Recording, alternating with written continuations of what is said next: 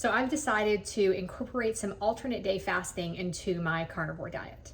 Now, I think the best place to incorporate fasting is if you're carnivore or keto, because that really helps you. It keeps you from being hungry as often because you're not eating all of those carbohydrates.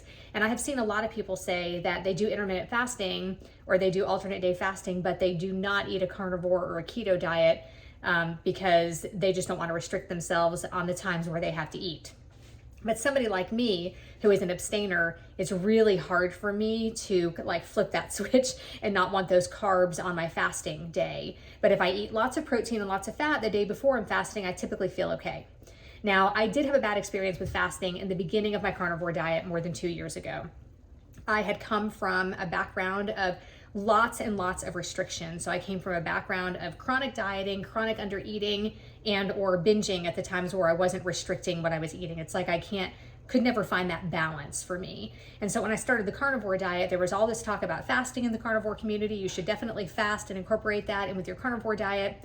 And so I did that. So I was basically fasting Monday, Wednesday, and Friday. Tuesday, Thursday, Saturday, and Sunday, I was typically eating like 2 hamburger patties with a little bit of cheese and butter on them. And that was it. So I didn't know that I was under eating the way that I was because I was so used to under eating. I came from basically like a Weight Watchers plan when I started carnivore. So 75% of my plate was leafy green vegetables or non-starchy vegetables. I didn't eat fruit because of the sugar and because they were points, on the Weight Watchers plan that I was following at the time. And I was eating just lean meat. So I was eating like just chicken breast and just like fat-free ground turkey when I would eat my protein sources. And I probably hadn't had red meat in about a year. And so I went straight from that into the carnivore diet and doing lots of fasting. So I was already kind of under eating because that Weight Watchers plan is extremely low calories.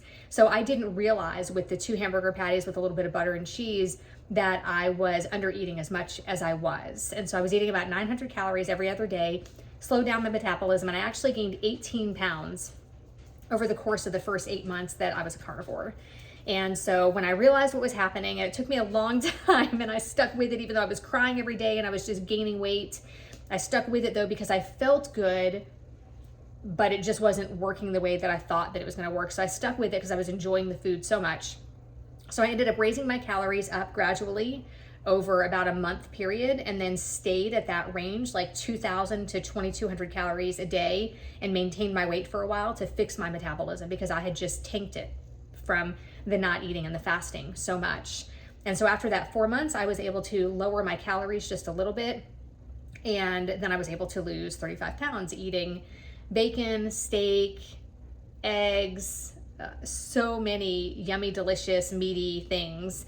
Crab meat with, half a stick of butter poured over it. These are the meals that we all just love. And these are the things that help us get behind the carnivore diet, is that we can eat all of these delicious foods. I've had many improvements in my life besides just the weight loss from doing a carnivore diet.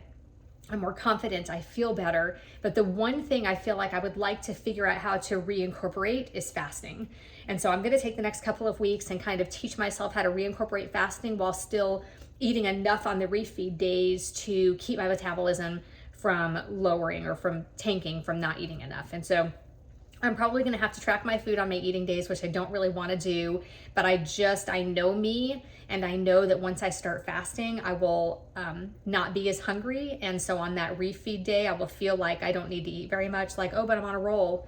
So I'm gonna really watch that and see, how that goes. But I'm definitely gonna do the 2 weeks and just kind of see what happens. And so electrolytes are important. I'll be using my Redmond Relight.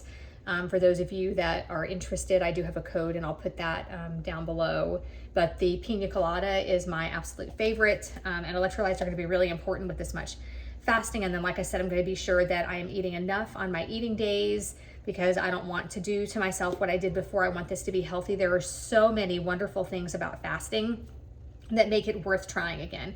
The autophagy, the cell regeneration. If you have chronic diseases or autoimmune diseases or things like that, the carnivore diet and intermittent fasting or alternate day fasting is a great way to kind of heal things quickly and get your ketones up. Ketones are really great for you. They're really great for your brain. Your brain loves to run on ketones, and your brain also loves to run on cholesterol. So if you're gonna do some fasting, that's another reason it's so important to make sure you're eating fatty foods on your refeed days.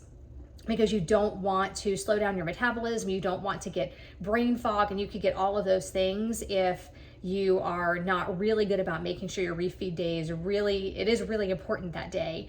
And so it's really great to make sure you eat lots of fatty meats on that day. If you are not a carnivore person, you're doing keto and you still want to incorporate some vegetables and maybe some berries or something, that's fine. Just make sure they're not very starchy vegetables. But I'm going to do this alternate day fasting for the next 2 weeks. There, I've made the commitment, and we'll see how it goes. So it'll be alternate day fasting will be Monday, Wednesday, and Friday are the days that I will be fasting. And then Tuesday, Thursday, Saturday, and Sunday, I will be eating enough calories to support my body. So 1,800 to 2,000 calories on that eating day, probably in a 4-hour window-ish.